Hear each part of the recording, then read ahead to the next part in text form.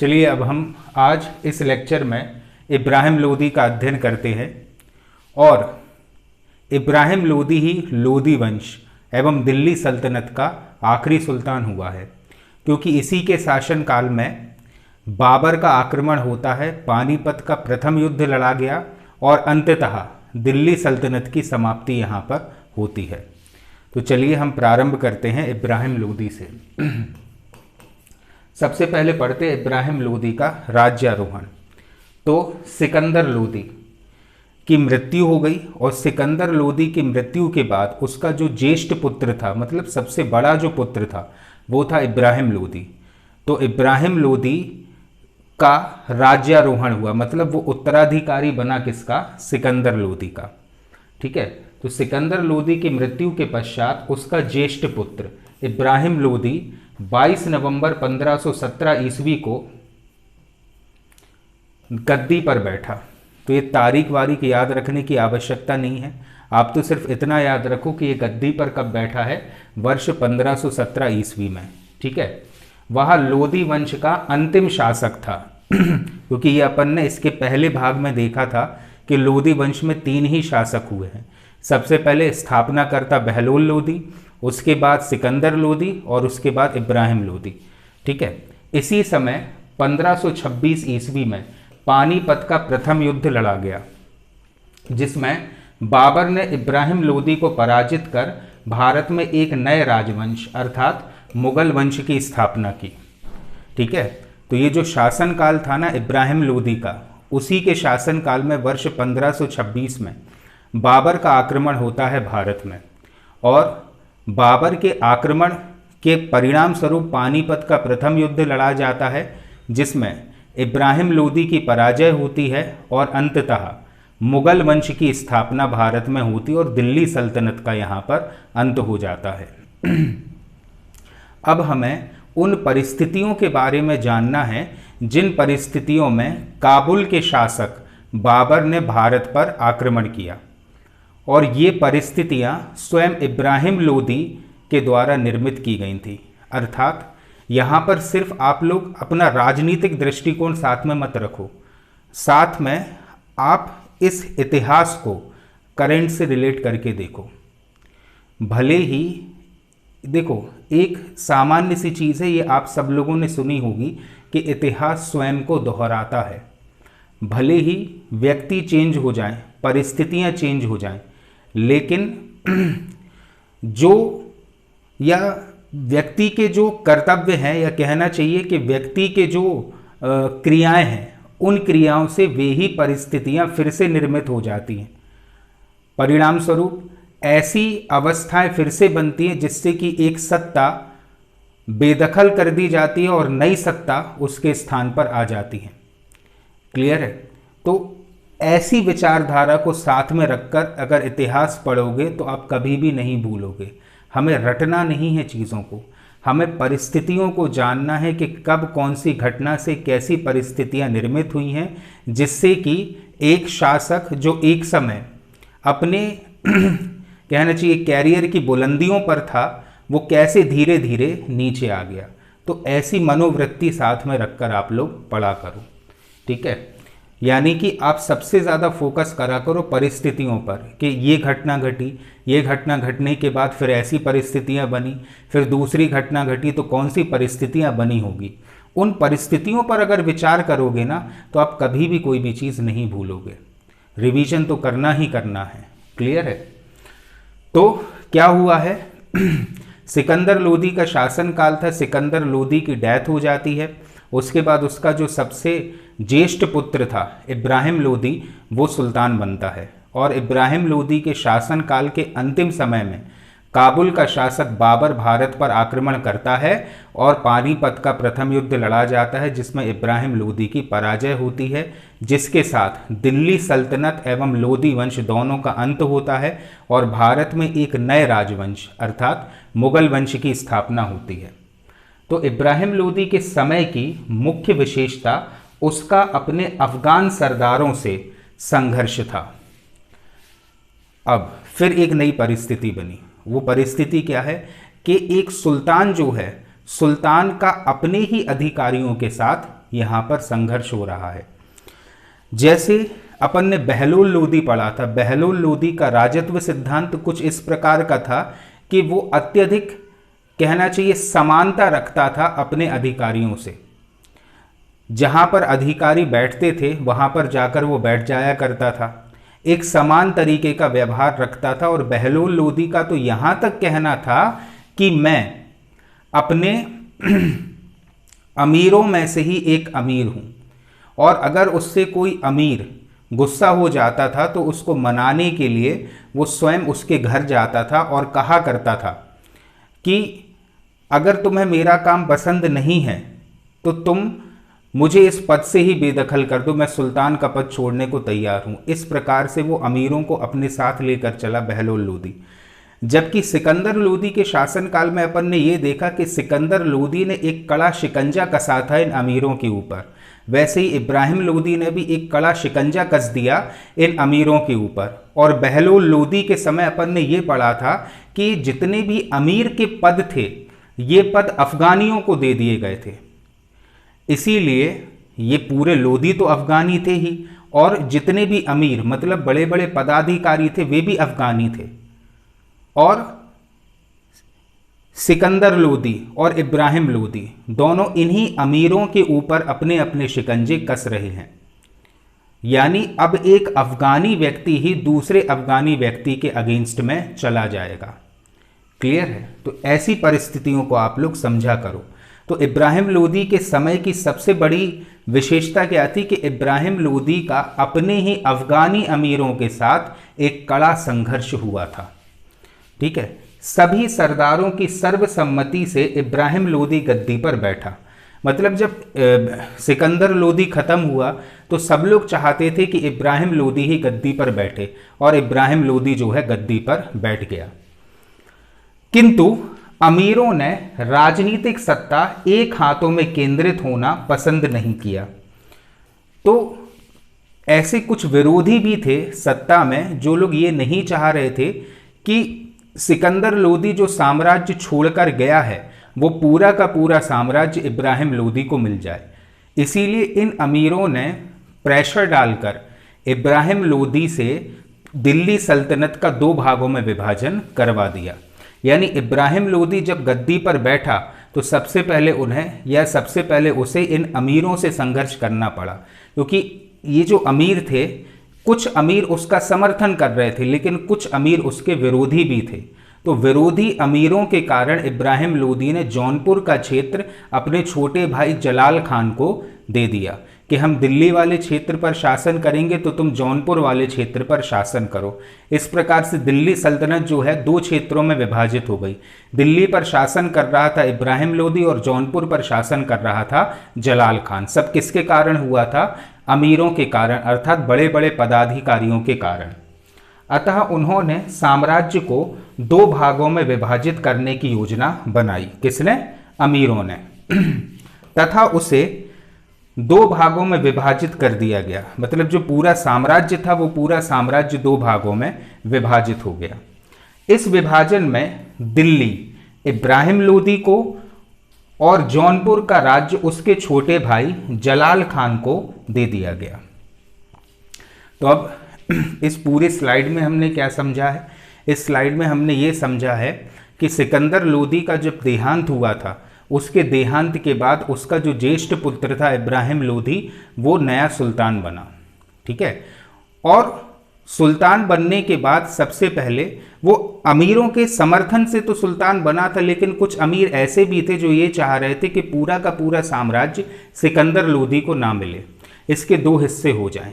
तो जौनपुर का क्षेत्र सिकंदर लोदी ने अपने छोटे भाई जलाल खान के सुपुर्द कर दिया। तो दिल्ली पर शासन कर रहा है इब्राहिम लोदी और जौनपुर पर शासन कर रहा है जलाल खान। ठीक है, अब क्या हुआ? अब क्योंकि ऐसा कभी भी नहीं हुआ कि एक साम्राज्य में 2 सुल्तान हों, इसलिए सिकंदर लोदी का संघर्ष होगा अपने ही भाई जलाल खान से। ठीक है, अब देखो इस मैप के माध्यम से समझो। सबसे पहले अपन मैप को स्टडी कर लेते हैं। ठीक है, ये है दिल्ली का क्षेत्र और दिल्ली के ही पूर्व में आएगा कुछ इस इलाके में कौन सा स्थान? जौनपुर। एक मिनट, यह है दिल्ली का क्षेत्र और दिल्ली के ही इस भाग में आएगा कौन सा? जौनपुर वाला इलाका। दिल्ली पर शासन कर रहा है इब्राहिम लोदी और जौनपुर पर शासन कर रहा है जलाल खान। ठीक है, काबुल की लोकेशन देख लो आप लोग, क्योंकि काबुल से ही आएगा भी बाबर। ये है मेवाड़ वाला क्षेत्र। ठीक है, और मालवा के यहाँ पर कुछ इस स्थान पर आ जाएगा आपका ग्वालियर का क्षेत्र। ठीक है, बंगाल और बिहार की तो अब यहाँ पर अपन को इब्राहिम लोदी में ज़रूरत नहीं है, क्योंकि बिहार और बंगाल क्षेत्र पे तो आक्रमण किया था किसने? सिकंदर लोदी ने। ठीक है, अब इस मैप में अगर लोकेशन क्लियर हो गई हो तो अपन आगे चलते हैं। ठीक है, अब यहाँ पर फोकस करना, जलाल खान से संघर्ष। और जलाल खान कहाँ का शासक है? जौनपुर का। ठीक है, साम्राज्य विभाजन के आधार पर जलाल खान को जौनपुर का राज्य मिला था, ये चीज़ तो क्लियर है। ठीक है, इब्राहिम लोदी को यह प्रस्ताव स्वीकार नहीं था। भले ही इब्राहिम लोदी ने जौनपुर दे दिया हो किसे? जलाल खान को, लेकिन वही चीज़ जो मैंने अभी बताया कि एक साम्राज्य में दो दो सुल्तान नहीं हो सकते, इसीलिए इब्राहिम लोदी को ये कदापि पसंद नहीं था कि साम्राज्य जो है जलाल खान के पास जाए, मतलब जौनपुर का क्षेत्र जलाल खान के पास जाए। अफगान अमीर भी इसे अपनी भूल समझकर इसे समाप्त करना चाहते थे।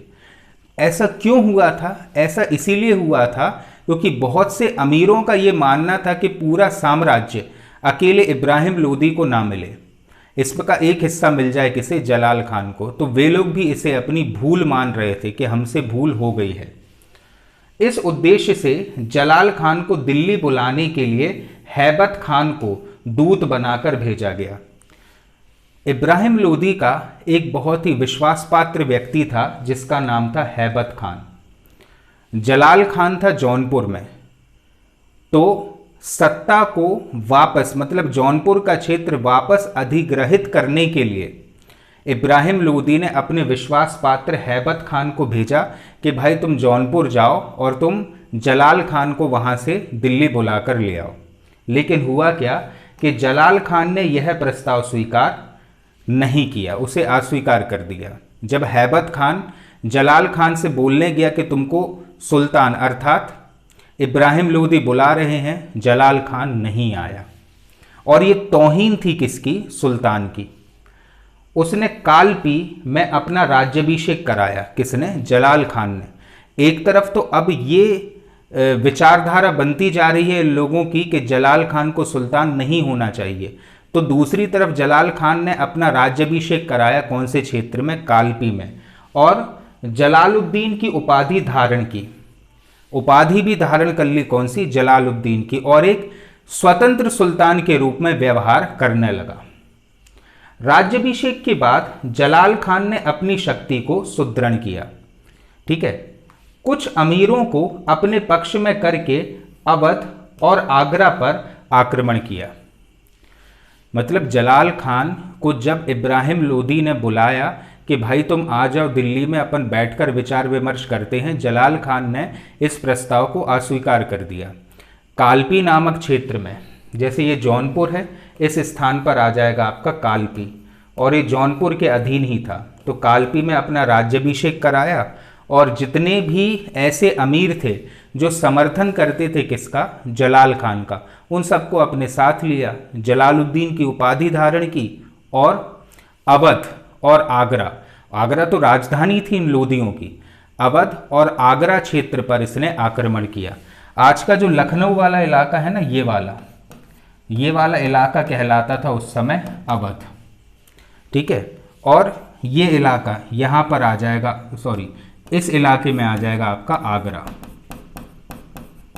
ठीक है, अवध और आगरा पर इसने आक्रमण कर दिया। उस समय इब्राहिम लोदी कहाँ था? दिल्ली में। और इब्राहिम लोदी ने उसे परास्त करके उसका वध कर दिया। मतलब जब उसने अवध और आगरा पर आक्रमण किया और इब्राहिम लोदी की बात नहीं सुनी, तो इब्राहिम लोदी ने क्या किया? उसकी सेना को पराजित करके उसका वध कर दिया। तो इस प्रकार से जलाल खान से संघर्ष समाप्त हुआ। और जलाल खान से संघर्ष का क्या कारण था? सबसे पहला कारण ये था, अमीर ही नहीं चाह रहे थे कि पूरी की पूरी सत्ता इब्राहिम लोदी को मिले। तो सबसे पहले अमीरों ने ही पूरी सत्ता का विभाजन इब्राहिम लोदी और जलाल खान के बीच में कर दिया। फिर बाद में उनको ये लगा कि यार हमारा निर्णय गलत है, तो जलाल खान से सत्ता लेने के लिए इब्राहिम लोदी ने हैबत खान को भेजा था। लेकिन हैबत खान के प्रस्ताव को अस्वीकार कर दिया। किसने? जलाल खान ने। फिर क्या हुआ? तो जलाल खान ने कालपी में जाकर अपना राज्याभिषेक कराया और जलालुद्दीन की उपाधि धारण की और कुछ अमीर जो उसका समर्थन करते थे उनको इकट्ठा किया, सेना बनाई और आक्रमण कर दिया अवध पर और आगरा पर। इससे गुस्सा आ गई किसे? इब्राहिम लोदी के लिए। और इब्राहिम लोदी ने अंततः पराजित किया किसे? जलाल खान को, और जलाल खान का वध कर दिया। इस प्रकार से पूरी की पूरी सत्ता पर फिर से अधिकार कर लिया किसने? इब्राहिम लोदी ने। लेकिन एक जो चीज़ अपन ने पहले पढ़ी थी वो ये थी कि इब्राहिम लोदी अपने अफगानी अमीरों का ही दमन करना चाह रहा था, जिससे बहुत सारे अमीरों ने उसके खिलाफ मोर्चा खोल दिया था। क्लियर है? अब समझना कैसे। ग्वालियर विजय, ये चीज़ अपन ने सिकंदर लोदी के समय में भी देखी थी कि सिकंदर लोदी ने ग्वालियर पर आक्रमण जरूर किया था, लेकिन ग्वालियर को पूर्ण रूपेण सल्तनत का हिस्सा नहीं बना पाया था। लेकिन इब्राहिम लोदी ने ग्वालियर पर आक्रमण किया और साम्राज्य विस्तार के उद्देश्य से और अपना प्रभाव बढ़ाने के उद्देश्य से इब्राहिम लोदी ने ग्वालियर पर आक्रमण किया और ग्वालियर को अपने सल्तनत का हिस्सा भी बनाया था। ठीक है, देखना कैसे। इब्राहिम लोदी की सबसे बड़ी सफलता, सभी सफलताओं में सबसे बड़ी सफलता उसकी ग्वालियर विजय ही थी। सबसे बड़ी सफलता ग्वालियर विजय थी। इसी के समय में ग्वालियर अंतिम रूप से साम्राज्य में शामिल हुआ था। ठीक है, पूर्ण रूपेण। देखो, प्रयास तो सबने किए थे। सिकंदर लोदी ने भी प्रयास किया था, लेकिन ग्वालियर को पूर्ण रूपेण सल्तनत का हिस्सा नहीं बना पाया। फिर प्रयास किया किसने? इब्राहिम लोदी ने, और इब्राहिम लोदी अपने प्रयास में सफल रहा। बहलोल लोदी तथा सिकंदर लोदी दोनों ने ग्वालियर को जीतने का प्रयत्न किया, किंतु असफल रहे। और सफल कौन हुआ? इब्राहिम लोदी यहां पर सफल हुआ था। सिकंदर लोदी इसे जीतकर अपनी प्रतिष्ठा में वृद्धि करना चाहता था। तो सिकंदर लोदी का एक मूल उद्देश्य क्या था? ग्वालियर जीतने का मूल उद्देश्य यह था कि वो अपनी प्रतिष्ठा में वृद्धि करना चाहता था। इब्राहिम लोदी द्वारा ग्वालियर पर आक्रमण के समय वहां का शासक राजा मानसिंह का पुत्र विक्रमजीत था। ठीक है, तो ये स्थान है ग्वालियर का। ठीक है, और ये स्थान है दिल्ली का। तो दिल्ली से सेना आई थी कहां पर? ग्वालियर में। और उस समय ग्वालियर का शासक कौन था? ग्वालियर का शासक था विक्रमजीत। और ये विक्रमजीत कौन था? ग्वालियर के एक महानतम शासक हुए हैं मानसिंह। मानसिंह का पुत्र था कौन? विक्रमजीत। इब्राहिम लोदी ने आजम खान सरवानी, जो उसका एक सेनापति था और बहुत शक्तिशाली व्यक्ति था, कौन? आजम खान सरवानी के नेतृत्व में अपनी सेना ग्वालियर पर आक्रमण के लिए भेजी थी। तो याद रखना, इब्राहिम लोदी की तरफ से सेना का नेतृत्व किसने किया था? सेना का नेतृत्व किया था आजम खान सरवानी ने। ठीक है, विक्रमजीत ने आत्मसमर्पण कर दिया और ग्वालियर पर इब्राहिम लोदी का अधिकार हो गया। तो जो शासक था ग्वालियर का विक्रमजीत, उसने बिना लड़े ही आत्मसमर्पण कर दिया और पूरा जो ग्वालियर क्षेत्र था वो प्राप्त हो गया किसे? इब्राहिम लोदी के लिए। क्लियर है? तो ग्वालियर पर आक्रमण करना ये सबसे बड़ी सफलता, या ग्वालियर को जीतना ये सबसे बड़ी सफलता थी किसकी? इब्राहिम लोदी की, पहली चीज। ठीक है, और लोदी वंश में तीनों लोदी शासक, बहलोल लोदी, सिकंदर लोदी और इब्राहिम लोदी, तीनों ने प्रयास किए थे, लेकिन सफल कौन हुआ? इब्राहिम लोदी सफल हुआ। जिस समय इब्राहिम लोदी ने ग्वालियर पर आक्रमण किया था उस समय ग्वालियर का शासक विक्रमजीत था, जो कि वहां के राजा मानसिंह का पुत्र था। विक्रमजीत ने बिना लड़े ही अधीनता स्वीकार कर ली किसकी? इब्राहिम लोदी की। और इस प्रकार से ग्वालियर जो है वो सत्ता में या सल्तनत में शामिल हो गया। लेकिन वही कठोरता और विनम्रता का मिश्रण इसका भी राजत्व सिद्धांत था। बिल्कुल जैसे सिकंदर लोदी का राजत्व सिद्धांत कठोरता और नम्रता का मिश्रण था, इसका भी राजत्व सिद्धांत कुछ इसी प्रकार का था। तो इसने ग्वालियर क्षेत्र तो ले लिया किससे? विक्रमजीत से, लेकिन उसे एक दूसरा क्षेत्र भी दे दिया था। और विक्रमजीत जब तक जीवित रहा है तब तक उसने इब्राहिम लोदी का साथ दिया और इब्राहिम लोदी के प्रति हमेशा ईमानदारी दिखाई। अंततः जब पानीपत का प्रथम युद्ध लड़ा गया था, उस समय युद्ध में लड़ते हुए विक्रमजीत मारा गया था।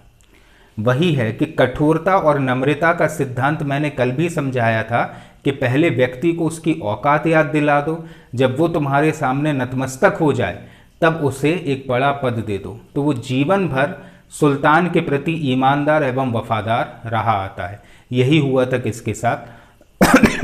विक्रमजीत के साथ। अंत में अपनी उदारता से इब्राहिम लोदी ने विक्रमजीत को शमशाबाद की जागीर प्रदान कर दी। ठीक है, इसी इलाके में आता था कौन सा क्षेत्र? शमशाबाद। और ये जो शमशाबाद का क्षेत्र था वो किसे दे दिया था? विक्रमजीत के लिए मिल गया था, क्योंकि विक्रमजीत ने बिना लड़े ही अधीनता स्वीकार कर ली थी किसकी? सुल्तान की, अर्थात इब्राहिम लोदी की। तो इब्राहिम लोदी ने उसके प्रति उदारता दिखाई, ग्वालियर तो ले लिया उससे, लेकिन विक्रमजीत की प्रतिष्ठा पर कोई आंच ना आए इसीलिए उसे जागीर दे दी कौन सी? शमशाबाद की। विक्रमजीत अंत तक इब्राहिम लोदी के प्रति वफादार रहा। 1526 ईस्वी में पानीपत के प्रथम युद्ध में इब्राहिम लोदी की तरफ से लड़ते हुए वह युद्ध भूमि में मारा गया। कौन? विक्रमजीत। इस प्रकार से इब्राहिम लोदी ने ग्वालियर का क्षेत्र अपने अधीन कर लिया था। अब इसके बाद मेवाड़ अभियान। ठीक है, तो सबसे पहले तुम लोग मैप पर आओ, एक बार और तुम लोगों को मैप की लोकेशन सही से बता दे। देखो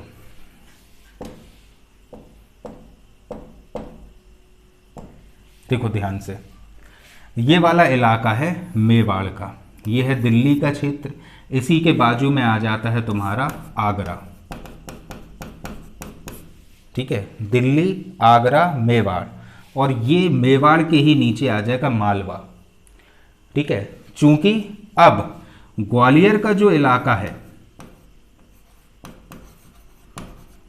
वो भी किसके अधीन आ गया है? सल्तनत के अधीन। मतलब ये पूरा इलाका जो चालू होता है यहां से, ये पूरा क्षेत्र किसका है? इब्राहिम लोदी का। ठीक है, और यहां मेवाड़ में कौन बैठा है? मेवाड़ में बैठा है सिसोदिया वंश। सिसोदिया वंश का शासक राणा सांगा। कौन बैठा है मेवाड़ में? सिसोदिया वंश का शासक राणा सांगा। ठीक है, और यहां पर कौन बैठा है? इब्राहिम लोदी। और ये क्षेत्र बीच में फंस रहा है कौन सा? मालवा का क्षेत्र। और यहां पर मालवा का शासक कौन है, या मालवा का पूरा जो क्षेत्र है वो किसके पास है? वो है मैदनी राय। एक व्यक्ति है मैदनी राय, उसके पास है पूरा मालवा। अब इतनी बड़ी सल्तनत का इलाका किसके पास हो गया? इब्राहिम लोदी के पास। मेवाड़ का जो क्षेत्र है वहां पर बहुत ज़्यादा लोकप्रिय है सिसोदिया वंश के राणा सांगा, और जो मालवा क्षेत्र है, मालवा क्षेत्र है किसके पास? मैदनी राय के पास। अब इस मालवा क्षेत्र को लेकर इब्राहिम लोदी और राणा सांगा के बीच में युद्ध होता है, और यही है इब्राहिम लोदी का मेवाड़ से संघर्ष। मेवाड़ अभियान। तो सिसोदिया राजपूतों से लोदियों का संघर्ष सिकंदर लोदी के काल में प्रारंभ हुआ था, क्योंकि सिकंदर लोदी के समय से यह संपूर्ण संघर्ष चलता आ रहा है। किससे? मेवाड़ के सिसोदिया वंश के राजपूतों से। राजस्थान में मेवाड़ सबसे शक्तिशाली राज्य था। ठीक है, कुछ यहाँ पर आ जाएगा आपका मेवाड़ का क्षेत्र। ये इलाका है किसका? मेवाड़ का। और पूरे राजपूताना में सबसे शक्तिशाली थे ये मेवाड़ी। यहाँ का शासक संग्राम सिंह अर्थात राणा सांगा था। राणा सांगा का ही एक और नाम था संग्राम सिंह। दिल्ली सल्तनत और मेवाड़ का झगड़ा मालवा के अधिकार को लेकर था। अभी जैसे मैंने बताया कि मालवा पर अधिकार किसका होगा, इब्राहिम लोदी का होगा या राणा सांगा का होगा, क्योंकि दोनों क्षेत्र घिरे हुए थे, या मालवा का जो क्षेत्र था वो घिरा हुआ था इब्राहिम लोदी से और राणा सांगा से। उस समय मालवा का प्रधानमंत्री मैदिनी राय था। कौन था मालवा का प्रधानमंत्री? मैदिनी राय, जो अत्यधिक शक्तिशाली था और उसे राणा सांगा का समर्थन भी प्राप्त था। क्लियर है? ये बहुत शक्तिशाली था। कौन? मैदिनी राय। और इसको पूर्ण रूपेण समर्थन प्राप्त था किसका? राणा सांगा का। जलाल खान और इब्राहिम लोदी के मध्य चल रहे संघर्ष का लाभ उठाकर राणा सांगा ने दिल्ली के आसपास के क्षेत्रों पर आक्रमण किया। क्योंकि ये वो वाला टाइम था, ये घटना क्योंकि 1517-18 की है, और ये वही समय था जब इब्राहिम लोदी गद्दी पर विराजमान हुआ था। उस समय इसका सबसे पहला संघर्ष तो जलाल खान से हुआ था, उसी के भाई से, जो जौनपुर का शासक था। जलाल खान और इब्राहिम लोदी के बीच में जो संघर्ष चल रहा था उसका फायदा उठाया किसने? राणा सांगा ने। और राणा सांगा ने दिल्ली के आसपास के इलाकों पर कब्जा कर लिया। इब्राहिम लोदी ने मियां मक्खन, जो उसका एक बहुत ही विश्वासपात्र सेनापति था, कौन? मियां मक्खन के नेतृत्व में सेना भेजी। किससे लड़ने के लिए? राणा सांगा से लड़ने के लिए। और ग्वालियर के निकट खतौली, ग्वालियर के पास एक स्थान आता है खतौली, यहां पर ग्वालियर है तो उसी के बाजू में एक स्थान है, कौन सा? खतौली। ग्वालियर के निकट खतौली में 1517-18 ईस्वी में युद्ध हुआ। तो इब्राहिम लोदी की सेना का नेतृत्व कौन कर रहा था? मियां मक्खन। और राणा सांगा की सेना का नेतृत्व स्वयं राणा सांगा ही कर रहे थे, जिसमें किसी के भी पक्ष को पूर्ण विजय नहीं मिली। तो ये जो युद्ध हुआ था ना खतौली का, वो अनिर्णायक रहा था। ना तो विजय हुए राणा सांगा और ना ही विजय हुआ इब्राहिम लोदी। बाद में राणा सांगा ने चंदेरी पर आक्रमण कर उसे अपने अधिकार में कर लिया। यही चंदेरी, मध्य प्रदेश वाला जो चंदेरी है, जो अशोकनगर जिले में आता है, वो एक बहुत बड़ी रियासत हुआ करता था जो कि सल्तनत के अधीन था। तो राणा सांगा ने क्या किया था? चंदेरी पर आक्रमण करके उसे अपने अधीन कर लिया था। और ये गवारा नहीं रहा किसे? इब्राहिम लोदी को। अब परिस्थितियां समझते जाना। सबसे पहले जलाल खान को मार भगाया, उसी समय आक्रमण कर दिया किसने? राणा सांगा ने। राणा सांगा को जैसे तैसे शांत कराया, फिर ग्वालियर की विजय करी।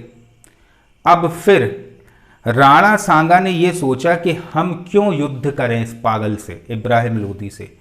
हम किसी ऐसे व्यक्ति को पैसा दें जो हमारी तरफ से युद्ध कर जाए। तो राणा सांगा ने बुलावा भेज दिया काबुल के शासक बाबर के लिए। अब काबुल जो है, ये जो इलाके थे अफगानिस्तान के, यहाँ पर सिर्फ ऐसा ही था कि आप पैसा दो इन लोगों के लिए और ये लोग आपके लिए अपनी जान पर खेल जाएंगे। जैसे आज तालिबानी होते ना, पाकिस्तान फंडिंग कर देता है उनको और ये लोग जो हैं भारत में घुसकर आतंकवाद फैलाते हैं। ये चीज़ अभी से नहीं, उस समय से चली आ रही थी, क्योंकि ये लोग आक्रमणकारी होते थे। कौन? ये अफगानी। और बाबर भी एक बहुत बड़ा आक्रमणकारी था। कहने को था कि वो काबुल का राजा था, राजा वाजा कुछ नहीं था।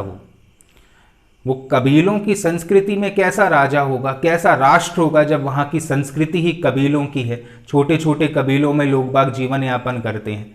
ठीक है, राजा तो राष्ट्र का होता, सबसे पहले राजा के पास राज्य होना चाहिए। तो बाबर कोई राजा वाजा नहीं था। बाबर जो है छोटे छोटे से कबीलों, एक कबीले का शासक था। ये सही इतिहास है।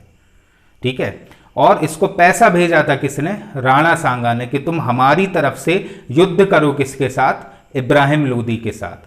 तो अब देखना, एक फरमान भेज दिया है किसने? इब्राहिम लोदी ने। अब क्या राजनीति गठित होती है कि इब्राहिम लोदी जिन अफगान अमीरों को अपने नियंत्रण में लाना चाहता है, वो अफगान अमीर भी खत लिखकर बुला रहे हैं किसे, बाबर को, कि तुम हमसे पैसा लो और तुम आक्रमण करो किस पर, इब्राहिम लोदी पर। और एक खत ऑलरेडी लिख चुका है कौन, राणा सांगा। अब बाबर भी सोचेगा कि यार एक इब्राहिम लोदी का खत आ गया और दो अमीरों के खत आ गए, ये लोग सॉरी, एक राणा सांगा का खत आ गया हमारे पास और दो अमीरों के खत आ गए, ये लोग आखिर इब्राहिम लोदी को हटाना क्यों चाह रहे हैं और इतना ज़्यादा पैसा क्यों दे रहे हैं हमारे लिए। बाबर को अभी, अब बाबर तो अनभिज्ञ है, उसे भारत के बारे में कुछ मालूम ही नहीं है, लेकिन यही लोग बुला रहे हैं किसे, बाबर के लिए, कि बाबर आएगा, हमारे लिए युद्ध करेगा, इब्राहिम लोदी को पराजित करेगा, हमें सत्ता सौंपेगा और वापस चला जाएगा। तो क्या गुड्डा है, ये छोटे बच्चों का खिलौना है, उसके पास भी दिमाग है। और क्या किया उसने, इन लोगों के बुलावे पर आ तो गया लेकिन वापस नहीं गया। सल्तनत पर या सल्तनत का खात्मा करके उसने मुगल वंश की नींव डाल दी। और बुलाया किसने, इन्हीं लोगों ने। क्यों, सेल्फिश मोटिव के लिए, कि हम सरदार बन जाए, क्योंकि हमारी तरफ से युद्ध लड़ेगा कौन, बाबर। अब यहां पर फोकस क्या करना है तुम लोगों को, कि बाबर के पास ऐसी कौन सी टेक्नोलॉजी थी जिससे उसने इतने महान सल्तनत के शासक इब्राहिम लोदी को पराजित किया। वो था उसका तोप खाना। अभी तक इन लोगों के पास तोपें नहीं थी। तोप को सबसे पहले इंट्रोड्यूस किया बाबर ने और उनका सबसे पहला यूज हुआ पानीपत के प्रथम युद्ध में। इसके साथ ही साथ उसके पास तुलगुमा युद्ध पद्धति थी, ठीक है, जिसमें तुलगुमा युद्ध पद्धति में सामने वाले व्यक्ति को या सामने से जो विरोधी सेना आ रही है, ठीक है, उसके सामने से अपनी सेना तो जाएगी ही जाएगी, लेकिन अपनी सेना की पीछे वाली जो टुकड़ियां हैं वे घूमकर विरोधी सेना को घेर लेंगी, तो चारों तरफ से युद्ध होगा। इस युद्ध पद्धति को इंट्रोड्यूस किया किसने, बाबर ने। और इस प्रकार से ही बाबर इब्राहिम लोदी को समाप्त कर पाया था। ये सारी चीज़ें हम आगे पढ़ेंगे अभी। इब्राहिम लोदी के शासनकाल का मुख्य घटना सुल्तान और अफगान सरदारों के मध्य संघर्ष थी। ये बिल्कुल दिमाग में बैठा लो आप लोग कि इब्राहिम लोदी के शासनकाल की सबसे प्रमुख घटना यही थी कि सुल्तान का संघर्ष हुआ था अपने ही अमीरों से।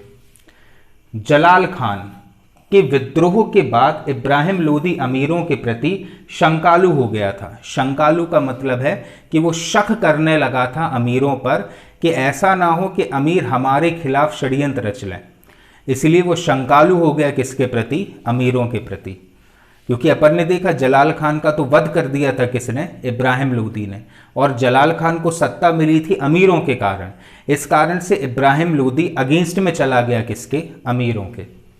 इसलिए उसने निरंकुश राजतंत्र की स्थापना की। निरंकुश राजतंत्र मीन्स डिक्टेटरशिप। जैसे हमारे यहाँ डेमोक्रेसी है, मतलब जनता का, जनता के द्वारा और जनता के लिए किया गया शासन। राजतंत्र में यह होता है कि सिर्फ पूरे साम्राज्य का सर्वोसर्वा हो जाता है सुल्तान अर्थात राजा। अभी तक ये चला आ रहा था कि सुल्तान हर बात पूछता था अमीरों से, लेकिन अब अमीर ही उसके खिलाफ षड्यंत्र रचने लगे। इसलिए सुल्तान ने क्या किया, अमीरों के ऊपर शक करना प्रारंभ कर दिया। परिणाम स्वरूप अमीरों पर कठोर नियंत्रण उसने स्थापित किए। और यही कारण था कि इब्राहिम लोदी के शासनकाल में सुल्तान और अफगान सरदारों के बीच में संघर्ष होने लगा था। उसने अपने पिता के सभी अमीरों को नष्ट करने का निश्चय किया। मतलब सिकंदर लोदी के समय के जितने भी अमीर थे उन सारे अमीरों को इसने भगाने का निर्णय ले लिया था। अब इतने बड़े पद पर अगर कोई अधिकारी बैठा है, उसने जीवन भर तुम्हारे पिता की सेवा करी और तुम्हारी भी सेवा कर रहा है, और एकदम से तुम उसको भगाने के लिए जुट जाओ, तो वो अमीर तो विद्रोह करेगा ही। और ऐसा ही हुआ कि बहुत से अमीरों ने इब्राहिम लोदी के खिलाफ विद्रोह करना प्रारंभ कर दिया। सुल्तान की इस प्रवृत्ति के कारण बिहार का जो सूबेदार था दरिया खान नूहानी, कहां का सूबेदार था ये, बिहार का दरिया खान नूहानी, तथा खान ए जहां लोदी ने विद्रोह कर दिया। तो बिहार के सूबेदार थे दो बड़े बड़े अमीर, एक का नाम था दरिया खां नूहानी और खान ए जहां लोदी। वो सब बगावत पर उतर आए, क्योंकि सुल्तान क्या कर रहा था, ऐसे बड़े बड़े अमीर या बड़े बड़े पदाधिकारी जिनकी भर्ती सिकंदर लोदी करके गया था, उनको इब्राहिम लोदी पद से हटाने लगा, क्योंकि इब्राहिम लोदी के मन में भी इन अमीरों के खिलाफ शक बढ़ गया था कि ये लोग कभी भी कहना चाहिए संगठित होकर हमारे खिलाफ षड्यंत्र रच सकते हैं। इसलिए उन सारे अमीरों को भगाने का प्रयास करने लगा था कौन, इब्राहिम लोदी। इसीलिए ये अमीरों ने बगावत प्रारंभ कर दी थी। शीघ्र ही दरिया खां नूहानी की मृत्यु हो गई। ठीक है, उम्र हो गई थी तो उसकी मृत्यु हो गई। उसका पुत्र बहादुर खान ने स्वयं को स्वतंत्र शासक घोषित कर सुल्तान मोहम्मद की उपाधि धारण कर ली। तो जो दरिया खां नूहानी था बिहार का सूबेदार, उसकी मृत्यु हो गई। उसका जो पुत्र था बहादुर खान, उसने क्या किया, बहादुर खान ने स्वयं को बिहार का स्वतंत्र शासक घोषित कर दिया सल्तनत से अलग जाकर। ठीक है, और सुल्तान मोहम्मद की उपाधि धारण कर ली और खुद को अलग कर लिया किससे, इब्राहिम लोदी से। इब्राहिम लोदी ने पंजाब के सूबेदार दौलत खां लोदी को अपनी सहायता के लिए आगरा बुलाया। अब देखो हुआ क्या है, ये जो दरिया खां नूहानी था जिसने विद्रोह प्रारंभ किया था इब्राहिम लोदी के अगेंस्ट में, वो तो मर गया, और उसका जो पुत्र था उसने बिहार को ही अपनी सत्ता के रूप में स्थापित कर दिया। मतलब बिहार का जो क्षेत्र है वो सल्तनत से अब अलग हो गया था। इब्राहिम लोदी स्वयं इन चीज़ों पर कंट्रोल नहीं कर सकता था, इसलिए इब्राहिम लोदी के अधीन ही पंजाब का सूबेदार था कौन, दौलत खां लोदी। ठीक है, दौलत खां लोदी को इब्राहिम लोदी ने अपनी सहायता के लिए दिल्ली बुलाया। लेकिन उस समय अमीरों के दिमाग में ये चीज़ बैठ गई थी, यार ऐसा ना हो सुल्तान हमें दिल्ली बुलाकर मार दे। इसीलिए इस दौलत खां लोदी ने शंकावश अपने पुत्र दिलावर खां को भेजा। समझते चलना, बिहार में किसने, बहादुर खान ने एक स्वतंत्र शासक की उपाधि धारण की, सुल्तान महमूद की या सुल्तान मोहम्मद की उपाधि धारण की। इब्राहिम लोदी उसे कंट्रोल नहीं कर सकता था, इसलिए उसने अपनी मदद के लिए पंजाब के सूबेदार दौलत खां लोदी को दिल्ली बुलाया कि भाई साहब आओ हमारी मदद करो। अब दौलत खां लोदी भी तो अमीर था और अमीरों पर ये शिकंजा कस रहा था। दौलत खां लोदी ने सोचा ऐसा ना हो ये हमारे लिए दिल्ली बुलाकर हमारी हत्या करवा दे, इसलिए दौलत खां लोदी खुद नहीं गया। उसने अपने पुत्र दिलावर खां को दिल्ली भेजा कि बेटा तुम चले जाओ सुल्तान से मिलने के लिए। और इब्राहिम लोदी को आ गई इस कारण से गुस्सा इसलिए आई कि यार हमने बुलाया था सूबेदार को, उसने अपने बच्चे को भेज दिया, ये तो हमारी तौहीन हुई। ठीक है, सुल्तान क्रोधित होकर दौलत खां को दंडित करने का उसने निश्चय किया कि हमने तुम्हें बुलाया, तुम नहीं आ रहे, ऐसे कौन से काम में बिजी हो, सुल्तान से बढ़कर कौन सा काम हो गया है। ठीक है, इसलिए इब्राहिम लोदी ने सोचा कि हम तो दंड देंगे किसे, दौलत खान के लिए। इसलिए दौलत खान ने इब्राहिम लोदी की शक्ति को तोड़ने के लिए काबुल के शासक बाबर को भारत पर आक्रमण करने के लिए आमंत्रित किया। तो अब डर गया कौन, दौलत खान, कि ऐसा ना हो इब्राहिम लोदी पूरी सेना के साथ आए और पंजाब में आक्रमण करके हमें तबाह कर जाए। इसीलिए दौलत खान ने अपनी सेफ्टी के लिए पत्र लिख दिया किसे, बाबर को। अब बाबर को फिर से झटका लगा। एक झटका तो लगा था किसके समय, राणा सांगा के समय, के राणा सांगा काय को बुला रहा है हमारे लिए। और एक झटका घला जब पत्र लिखा किसने, दौलत खान ने, कि भाई साहब आओ हमारी मदद कर दो। बाबर के मन में प्रश्न पे प्रश्न बनते जा रहे हैं, हमारे लिए ही क्यों बुलाया जा रहा है। ठीक है, तो दौलत खां लोदी क्यों बुला रहा था बाबर को, अपनी स्वयं की सेफ्टी के लिए, क्योंकि उसको डर लगने लगा था किससे, इब्राहिम लोदी से, इस घटनाक्रम के कारण। बाबर को राणा सांगा का भी आमंत्रण मिल चुका था, राणा सांगा का आमंत्रण उसे पहले ही मिल चुका था। अब एक इंसिडेंस तो ये हो गया कि दरिया खान नूहानी की मृत्यु के बाद उसका जो पुत्र था बहादुर खान, उसने सुल्तान मोहम्मद के नाम से एक स्वतंत्र सत्ता स्थापित कर ली है बिहार में। बिहार गया। पंजाब के सूबेदार को, दौलत खां को, जब इब्राहिम लोदी ने अपनी सहायता करने के लिए बुलाया तो उसकी, इब्राहिम लोदी की सिर्फ एक ही हरकत थी कि उसने अमीरों पर नियंत्रण करने के बारे में सोचा, जिसके कारण डर गया था कौन? दौलत खान। तो दौलत खान ने अपने पुत्र को भेज दिया दिलावर खान को, और इस कारण से इब्राहिम लोदी ने अपनी तौहीन मानी। परिणाम स्वरूप दिलावर खान को दंड देने का निर्णय किया, और दिलावर ने अपनी सेल्फ प्रोटेक्शन के लिए काबुल के बाबर को पत्र लिख दिया कि भाई साहब आओ और हमें बचाओ। अब उसके पास दो दो पत्र आ गए, एक पत्र आ गया राणा सांगा का और एक पत्र आ गया दिलावर खान का। अब इब्राहिम लोदी के चाचा आलम खां लोदी भी दिल्ली का सिंहासन प्राप्त करना चाह रहे थे। मतलब उसके जो सगे चाचा थे कौन? आलम खां लोदी, वो चाह रहे थे कि दिल्ली का सिंहासन हमारे पास आ जाए। इसीलिए बाबर ने इसीलिए क्या किया, उन्होंने भी, मतलब ये जो थे ना चाचा आलम खां लोदी ने भी बुलावा भेजा किसे? बाबर को। बाबर ने निमंत्रण स्वीकार कर 1524 ईस्वी में लाहौर पर आक्रमण किया। लाहौर भी सल्तनत का ही हिस्सा था, तो बाबर आया और उसने आक्रमण कर दिया। कहाँ पर? लाहौर पर। मैप से समझो, यह है काबुल, ठीक है। काबुल से ही जस्ट यहाँ पर आए तो ये वाला स्थान आ जाएगा लाहौर का। तो बाबर ने वर्ष 1524 ईस्वी में आक्रमण कर दिया। कहाँ पर? लाहौर में, ठीक है। तो लाहौर में जब आक्रमण किया तो इब्राहिम लोदी की सैन्य टुकड़ी को पराजित कर दिया। कहाँ पर? लाहौर में। ये बात कब की है? 1524 ईस्वी की। और अपने सरदार को नियुक्त कर बाबर पुनः काबुल चला गया। तो सबसे पहली बार किसी भारतीय क्षेत्र पर अगर बाबर ने आक्रमण किया है तो वो आक्रमण हुआ है लाहौर में। किस वर्ष? 1524 पर, जब दिल्ली की गद्दी पर बैठा हुआ था इब्राहिम लोदी। और किन तीन व्यक्तियों ने खत लिखा था बाबर को? एक तो मेवाड़ के शासक राणा सांगा ने, दूसरा पंजाब के सूबेदार दौलत खान ने, और तीसरा इब्राहिम लोदी के चाचा आलम खान लोदी ने। और मैं उन परिस्थितियों के बारे में बहुत अच्छे से समझा चुका हूं कि हर व्यक्ति के साथ कौन कौन सी परिस्थितियां थी और क्यों बुलाना चाह रहे थे ये लोग बाबर के लिए।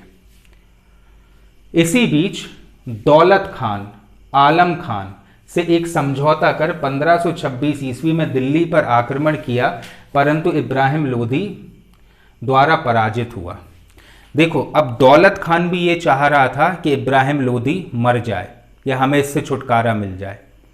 आलम खां जो चाचा था किसका? इब्राहिम लोदी का, वो भी यही चाह रहा था, वो सत्ता प्राप्त करना चाह रहा था। तो इब्राहिम लोदी को पराजित करने के लिए दौलत खान और आलम खान ने एक दूसरे के साथ टाई अप कर लिया और 1526 में आक्रमण किया। किस पर? इब्राहिम लोदी पर। लेकिन इब्राहिम लोदी की सेना से दोनों जन पराजित हो गए। नवंबर 1525 ईस्वी को बाबर भारत पर आक्रमण करने के लिए काबुल से उसने प्रस्थान किया। किसने? बाबर ने। कब?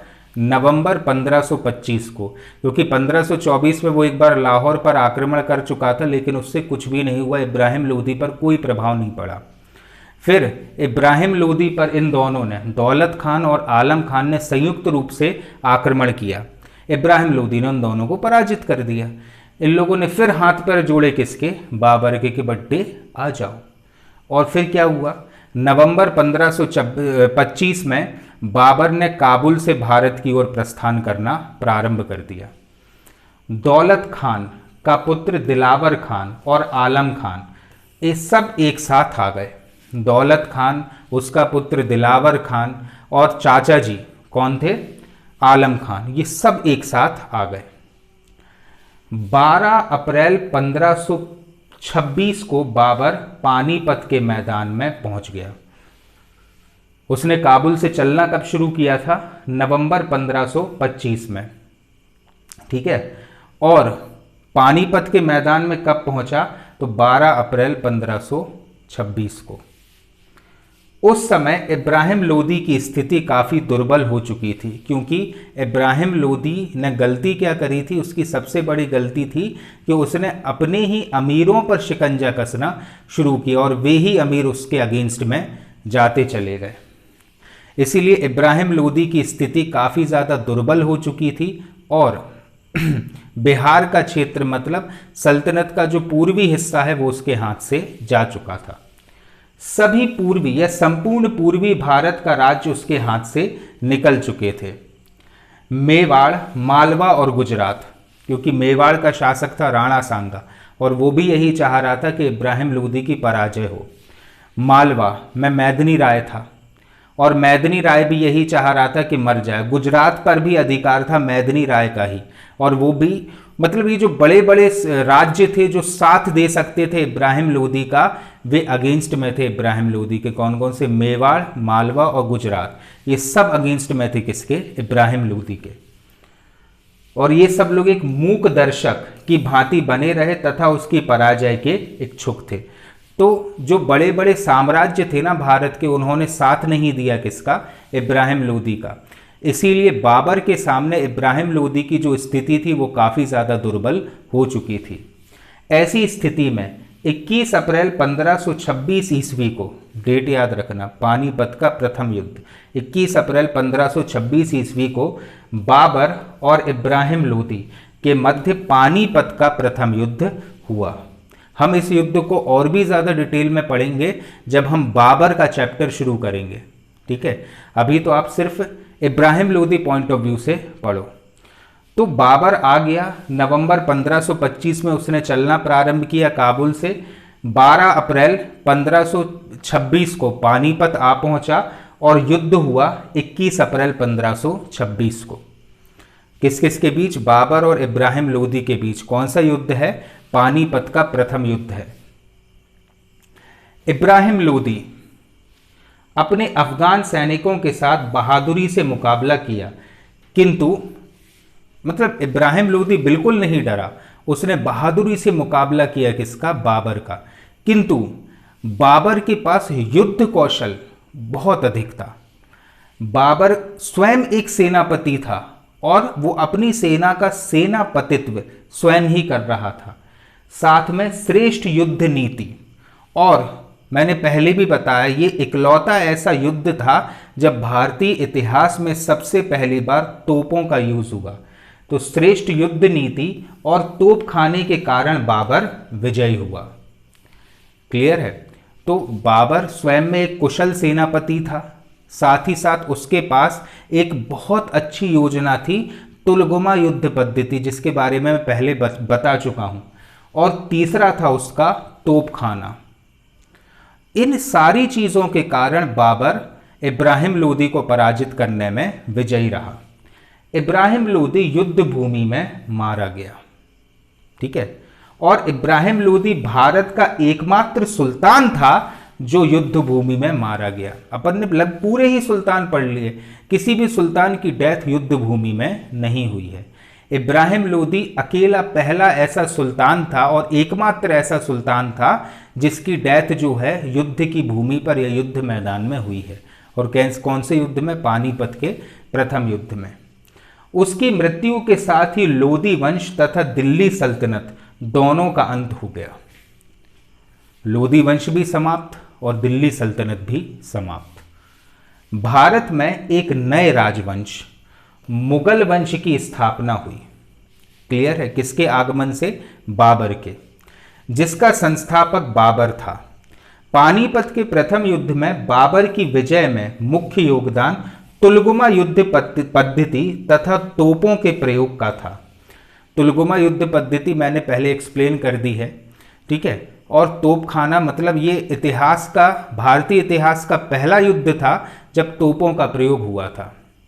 तो ये दो मुख्य कारण थे बाबर की विजय के। और इब्राहिम लोदी युद्ध मैदान में ही मर गया, जिसके साथ साथ लोदी वंश का अंत हुआ और सल्तनत का भारत से शासन समाप्त हो गया। अब अफगानों का राजत्व सिद्धांत, ये मेंस पॉइंट ऑफ व्यू से काफ़ी ज़्यादा इम्पॉर्टेंट है। अगर आपको आ जाए कि लोदी वंश के विभिन्न सुल्तानों के राजत्व सिद्धांत पर टिप्पणी कीजिए, तो देखो अगर बहलोल लोदी आप लोगों ने अच्छे से समझा है तो आप लोग ये समझोगे कि बहलोल लोदी का अपने ही अमीरों के साथ एक समानता एवं भाईचारे की नीति उसने अपनाई, जबकि सिकंदर लोदी और इब्राहिम लोदी दो ऐसे शासक हुए हैं जिन्होंने इन अमीरों पर नियंत्रण करने के बारे में सोचा है कि इन अमीरों को हम दबा दें जिससे ये लोग हमारे खिलाफ षड्यंत्र ना करें। जबकि बहलोल लोदी जो संस्थापक था लोदी वंश का, उसकी मनोवृत्ति कुछ इस प्रकार की थी कि वो किसी भी आदमी को अपने अगेंस्ट में नहीं देख सकता था। ठीक है, आइए अब समझते हैं इस चीज़ के लिए। अफगानों अर्थात लोदियों का राजत्व सिद्धांत तुर्कों के निरंकुश व स्वेच्छाचारी सिद्धांत से भिन्न अफगान सरदारों की समानता पर आधारित था। देखो, लोदियों के पहले थे सैयद, ठीक है, सैयदों के पहले थे तुगलक, उसके पहले खिलजी, और खिलजियों के पहले थे अपने गुलाम वंश, जो सबके सब तुर्क थे। और तुर्कों का जो राजत्व सिद्धांत होता है वह पूर्ण रूपेण बेस्ड होता है किस पर? निरंकुशता पर, मतलब सुल्तान ही सर्वोसर्वा है। इवन आप अलाउद्दीन खिलजी को अगर देखो तो उसने तो सुल्तान पद की वैधता ही प्राप्त नहीं की थी। ठीक है, बलबन को अगर आप देखो तो बलबन ने सुल्तान का सम्मान करने के लिए सिजदा और पैबूस जैसी प्रथाएं शुरू कर दी थी और रक्त और लौह की नीति पर शासन करता था। जबकि जब अफगान आए तो अफगानों ने तुर्कों की इन निरंकुश और स्वेच्छाचारी नीतियों के खिलाफ अपनी समानता और भाईचारे की नीति को तवज्जो दी थी। ठीक है, उनका शासन या उनके जो शासन व्यवस्था थी वो राजतंत्रीय ना होकर कुलीन तंत्रीय थी। कैसी थी उनकी जो शासन व्यवस्था है? वो राजतंत्रीय ना होकर कुलीन तंत्रीय थी। राजतंत्रीय का तात्पर्य होता है कि राजा ही सर्वोसर्वा रहेगा किसका? सल्तनत का। जबकि कुलीन तंत्रीय व्यवस्था का तात्पर्य होता है कि सबको समानता एवं भाईचारे से सम्मान दिया जाएगा। तो इन अफगानियों की अर्थात लोदियों का जो राजत्व सिद्धांत था, जो बहलोल लोदी के द्वारा स्थापित किया गया था, वो आधारित था किस पर? कुलीन तंत्रीय शासन प्रणाली पर। अफगान सरदार सुल्तान को अपने में से ही एक बड़ा सरदार मानते थे।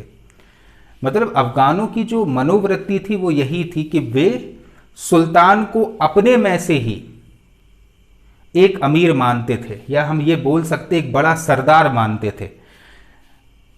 बहलोल लोदी कुछ इसी प्रकार का व्यक्ति था कि उसने कभी भी स्वयं को दिल से सुल्तान नहीं माना, जबकि वो अपने अमीरों में से ही स्वयं को एक अमीर मानता था। ठीक है, उसे दैवत्व का अंश नहीं माना जाता था। जैसे अपन ने तुर्कों के समय देखा था कि सुल्तान का पद मतलब ईश्वर तुल्य पद हो जाता था। अफगानों में ऐसा कुछ भी नहीं था, खासकर कि बहलोल लोदी के समय ऐसा कुछ भी नहीं था। एक बहुत बड़े इतिहासकार हुए हैं के निजामी, इनका क्या कहना था या इन्होंने लिखा है कि बहलोल का शासन बिरादरी पर आधारित था और इसी आधार पर चलाया जाता था। मतलब तवज्जो दी जाती थी अफगानों पर, क्योंकि ये सभी लोग अफगानी थे इसलिए इंपॉर्टेंस देते थे अफगानियों पर, इसलिए बिरादरी पर आधारित था और निरंकुशता पर कदापि आधारित नहीं था। जबकि एक अन्य विचारक हैं आरपी त्रिपाठी, इनका क्या कहना है कि लोदी शासकों का राजत्व सिद्धांत अफगान सरदारों की समानता पर आधारित था। मतलब बहलोल लोदी स्पेशली ऐसा सुल्तान हुआ है जिसने खुद को समान रखा है किससे? अपने ही अमीरों से। लोदी वंश के तीनों शासकों का राजत्व सिद्धांत एक दूसरे से भिन्न था। ठीक है, ये तो एक कॉमन सी चीज है जो मैंने बता दी आपको कि ये एक विचारधारा थी किसकी? अफगानियों की। अब हम डिस्टिंग्विशेबिलिटी मतलब हम भिन्नता का अध्ययन करने जा रहे हैं कि बहलोल लोदी, सिकंदर लोदी और इब्राहिम लोदी, इन तीनों के राजत्व सिद्धांत में पर्टिकुलरली अंतर है क्या? तो बहलोल लोदी का सिद्धांत राजत्व बंधुत्व था, मतलब राजत्व बंधुत्व था, अर्थात अगर वो शासन कर रहा है तो सबके साथ एक समान सा व्यवहार करेगा, अपने अधिकारियों के साथ भी समानता का व्यवहार करेगा। वह सरदारों की समानता पर आधारित था, मतलब उसके अधीन जो पदाधिकारी थे, जिसे उस समय कहा जाता था सरदार, उनकी समानता पर यह चीज आधारित थी। राजत्व सिद्धांत पर वह विश्वास करता था, मतलब समानता के राजत्व सिद्धांत पर बहलोल लोदी विश्वास करता था। उसका कहना था कि वह अमीरों में से ही एक अमीर है, जैसा अपन ने अभी पढ़ा कि वो सरदारों के साथ समान रूप से व्यवहार करता था, इसलिए वो कहा करता था कि मेरे जितने अमीर हैं उन्हीं अमीरों में से मैं भी एक अमीर हूं। वह अपने मुख्य सरदारों के साथ कालीन पर बैठता था तथा उन्हें मसनद ए अली कहकर पुकारता था। तो उसके जो कर्मचारी हैं अगर वे कालीन पर बैठे हैं तो ये भी उनके साथ समानता स्थापित करने के लिए कालीन पर बैठ जाता था, और अपने ही पदाधिकारियों को उसने एक उपाधि थी, कौन सी? मसनद ए अली की, ठीक है, जो बहुत बड़ी उपाधि होती है, उस सुल्तान के समकक्ष होती है। इसलिए इसने कभी भी भेदभाव नहीं किया के या अपनी अधिकारिता उन पर नहीं थोपी थी। यदि कोई सरदार उससे रुष्ट हो जाता था, मतलब उससे गुस्सा हो जाता था, तो उन्हें शांत करने के लिए वहां उनके घर जाता था। कौन? बहलोल लोदी अपने सरदारों के घर जाता था और अपनी कमर पर बंधी तलवार निकालकर उनके सामने रख देता था कि भाई साहब, अगर आप हमसे गुस्सा हो गए हो तो ये है तलवार और ये है मेरा गला, उठाकर काट दो। इतना ही तो कहना है और कोई भी दुखी व्यक्ति उससे खुश हो जाएगा। यहां तक कि कभी कभी अपने सर की पगड़ी उतारकर क्षमा याचना करता था। तो सोचो, एक सुल्तान क्षमा याचना कर रहा है अपने अमीरों से, किसके समय? बहलोल लोदी के समय। और कहता था कि यदि तुम इस पद के लिए मुझे योग्य नहीं समझते हो तो किसी और को चुन लो और मुझे कोई दूसरा काम सौंप दो। मतलब ये किससे कह रहा है? ये अपने अधीन काम करने वाले लोगों से कह रहा है कि अगर आप मुझे इस पद के योग्य नहीं समझते हो तो मुझे इस पद से बेदखल कर दो, मुझे कोई दूसरा काम दे दो। बस अमीर खुश हो गए। तो इस प्रकार से वो रूठे हुए को मना लेता था और समानता का एक भाईचारे वाला जो माहौल है वो बहलोल लोदी ने संभाल कर रखा था, या बहलोल लोदी ने मेंटेन किया था। लेकिन उसके जो उत्तराधिकारी हुए, जैसे इब्राहिम लोदी और मतलब सिकंदर लोदी और इब्राहिम लोदी, वो जस्ट ऑपोजिट हो गए किसके? बहलोल लोदी के। तो ये चीज समझ में आ गई कि बहलोल लोदी ने किस प्रकार से खुशनुमा माहौल बनाकर रखा था सल्तनत का। अब समझो किसका? इसका सिकंदर लोदी का और इब्राहिम लोदी का। तो बहलोल लोदी के राजत्व सिद्धांत के विरुद्ध सिकंदर लोदी और इब्राहिम लोदी का राजत्व सिद्धांत तुर्की राजत्व सिद्धांत के अधिक निकट था। मतलब जैसे अभी अपन ने राजत्व सिद्धांत वाले लेक्चर में सबसे पहले यह समझा कि अफगानियों का राजत्व सिद्धांत तो समानता पर आधारित था। किस पर आधारित था? ये समानता पर आधारित था, और उसी समानता के सिद्धांत को लागू किया बहलोल लोदी ने। जबकि तुर्कियों का जो राजत्व सिद्धांत था वो निरंकुश और स्वेच्छाचारी प्रवृत्ति का राजत्व सिद्धांत था, डिक्टेटरशिप वाला राजत्व सिद्धांत था, जो कि बहलोल लोदी ने नहीं अपनाया, लेकिन उसके उत्तराधिकारियों ने अर्थात सिकंदर लोदी और इब्राहिम लोदी ने तुर्कों वाली जो राजत्व पद्धति थी उसको अपनाया। सुल्तान की प्रतिष्ठा और श्रेष्ठता को स्थापित करने के लिए सिकंदर लोदी ने तुर्की शासन में अपनाई जाने वाली अनेक राज दरबारी प्रथाओं को अपने दरबार में प्रारंभ किया। वही है कि सिकंदर लोदी जस्ट ऑपोजिट हो गया किसके? बहलोल लोदी के, और उसने उन सभी प्रथाओं और राजत्व सिद्धांतों को अपनाया जो तुर्कों के समय चलता था। इससे क्या होगा? क्योंकि इन अमीर पदाधिकारियों को तो आदत लग चुकी है बहलोल लोदी के मिलनसार और मैत्रीपूर्ण रवैये की। अब तुम एकदम से आकर क्या करोगे? बहलोल लोदी की जमी जमाई जो शासन पद्धति है उसे अलग कर दोगे। अपने पिता बहलोल लोदी के विरुद्ध वह सिंहासन पर बैठना आरंभ किया तथा सरदारों को नतमस्तक होकर नमस्कार करने के लिए बाध्य किया। अब आप सोचो, बहलोल लोदी तो समानता स्थापित करने के लिए कभी सुल्तान की कुर्सी पर नहीं बैठा, और सिकंदर लोदी फिर सुल्तान की कुर्सी पर बैठने लगा और उन्हीं अमीरों से कहा, उन्हीं सरदारों से कहा कि जब हम कुर्सी पर बैठें तो हमें नमस्कार किया करो। और उनके पिताजी कैसे थे? उनके पिताजी को कुछ इस प्रकार के थे कि जिस स्थान पर सरदार बैठे, जैसे सरदार कालीन पर बैठे तो वो कालीन पर जाकर बैठ जाए। किसी भी प्रकार का विभेद नहीं किया उसने सुल्तान के पद और अमीर के पद के बीच में। लेकिन यहाँ पर जब सिकंदर लोदी आया तो उसने तुर्कों वाले राजत्व सिद्धांत का यूज करना प्रारंभ कर दिया। दरबार और दरबार के बाहर सुल्तान के प्रति सम्मान प्रदर्शित करने के नियम बनाए गए।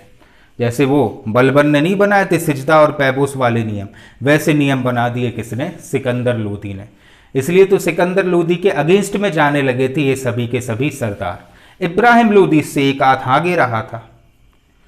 प्रांतीय अमीरों को अपनी राजधानी से 6 मील चलकर सुल्तान के आदेशों को सम्मान पूर्वक ग्रहण करने की परंपरा प्रचलित की।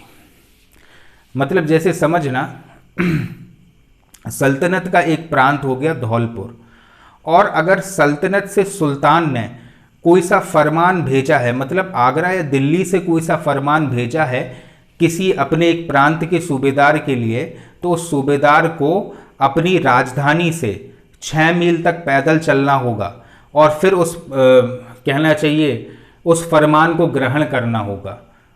जो दूत जाता था फरमान लेकर, वो तुम्हारी राजधानी तक नहीं जाएगा, तुम्हें आना पड़ेगा वो फरमान ग्रहण करने के लिए। तो कौन चाहेगा ऐसे शासक को? ठीक है। अमीरों पर नियंत्रण रखने के लिए उसने गुप्तचर विभाग गठित किया। किसने? सिकंदर लोदी ने। तो अमीर तो वही थे जो बहलोल लोदी ने नियुक्त किए थे। अब बहलोल लोदी का जो रवैया था उनके साथ वो काफ़ी ज़्यादा मैत्रीपूर्ण था, और सिकंदर लोदी ने उनको कहीं का नहीं छोड़ा। मतलब एक नौकर के रूप में व्यवहार किया इन अमीरों के साथ। इस प्रकार उसका राजत्व सिद्धांत कठोर एवं संयम का मिश्रण था। किसका? सिकंदर लोदी का। जबकि बहलोल लोदी का राजत्व सिद्धांत सिर्फ और सिर्फ समानता पर आधारित हुआ। लेकिन इन दोनों से एक हाथ आगे हुआ कौन? इब्राहिम लोदी। क्योंकि इब्राहिम लोदी ने इन पुराने अमीरों को ही नष्ट करने के बारे में सोचा था, और इसी कारण से इन अमीरों ने षड्यंत्र रचा था। किसके खिलाफ? इब्राहिम लोदी के खिलाफ। इब्राहिम लोदी भी निरंकुश राजतंत्र में विश्वास करता था। निरंकुश मतलब डिक्टेटर वाला, और इसने तो अमीरों को नष्ट करने के बारे में ही सोच लिया। किंतु उसके समय में अफगान सरदारों व सुल्तान के बीच संघर्ष आरंभ हो गया। अपन ने देखा था वो नूहानी वगैरह उन लोगों ने विद्रोह कर दिया था। फिर उसके बाद दौलत खान पंजाब वाला, उसने विद्रोह कर दिया। उसके स्वयं के चाचा आलम खान, उनने विद्रोह कर दिया। राणा सांगा तो एक गैर आदमी था, लेकिन ये सब लोग तो इसकी सल्तनत की थे, इसके घर के लोग थे। इन लोगों ने इसकी नीतियों के अगेंस्ट में किसको बुला लिया था? बाबर को। तो संघर्ष प्रारंभ हो गया था किसके समय? इब्राहिम लोदी के समय। अपने पिता सिकंदर लोदी की भांति वह भी रत्न जड़ित सिंहासन पर बैठा था। बहलोल लोदी नहीं बैठता था सिंहासन पर, सिकंदर लोदी ने सिंहासन पर बैठना शुरू किया, और इब्राहिम लोदी ने भी सिंहासन पर बैठा। और इन अमीरों से ये चाहा कि जब अगर हम देखो, सिकंदर लोदी तो सिर्फ इतना चाहता था कि ये अमीर सुल्तान का मान सम्मान करें, लेकिन इब्राहिम लोदी ने एक नया नियम बना दिया कि अगर हम सिंहासन पर बैठें और जब तक हम सिंहासन पर बैठे रहेंगे, हमारे कहना चाहिए राज दरबार में जितने भी लोग हैं वे सभी के सभी खड़े होकर हमसे वार्तालाप करेंगे। सिंहासन पर बैठता था तो सुल्तान की उपस्थिति के समय किसी को दरबार में बैठने की आज्ञा नहीं थी। सब लोग खड़े होकर मान सम्मान प्रकट करो। वह कहा करता था कि राजा का कोई सगा संबंधी नहीं होता। तो इस प्रकार से जो नीतियां थी इब्राहिम लोदी की, वो नीतियां ही उसे ले डूबी, और इन्हीं अमीरों ने उसके खिलाफ षड्यंत्र करके किसे बुला लिया, बाबर को, और अंततः लोदी वंश का अंत होता है। क्लियर है? इसीलिए ये चीज़ सभी लोगों को समझना होगी कि अगर आप एक सही तरीके से व्यवहार दूसरों के साथ रखोगे तो हमेशा आप राजा बने रहोगे, और अगर आपने भेदभाव किया तो समय नहीं लगेगा सत्ता का तख्ता पलट होने में। क्लियर है? तो अब हम अभी या नेक्स्ट लेक्चर से मुगल प्रशासन शुरू नहीं करने वाले। अभी विजयनगर साम्राज्य बचा है, बहमनी साम्राज्य बचा है, जिनकी स्थापना हुई थी किसके शासनकाल में, मोहम्मद बिन तुगलक के शासनकाल में। याद है कुछ के नहीं? हम वो पढ़ेंगे। और फिर जो एक प्रांतीय राज्य थे उस समय, ये तो हमने सल्तनत खत्म करी अभी, लेकिन इस सल्तनत के साथ ही साथ भारत में बहुत से छोटे छोटे राज्यों का भी उदय हुआ था। तो हम उन छोटे छोटे राज्यों के बारे में स्टडी करेंगे। उनको जब हम ख़त्म कर लेंगे फिर हम मुग़लों को शुरू करेंगे। आप भी बार बार इन चीज़ों को रिवाइज करिए। Thank you.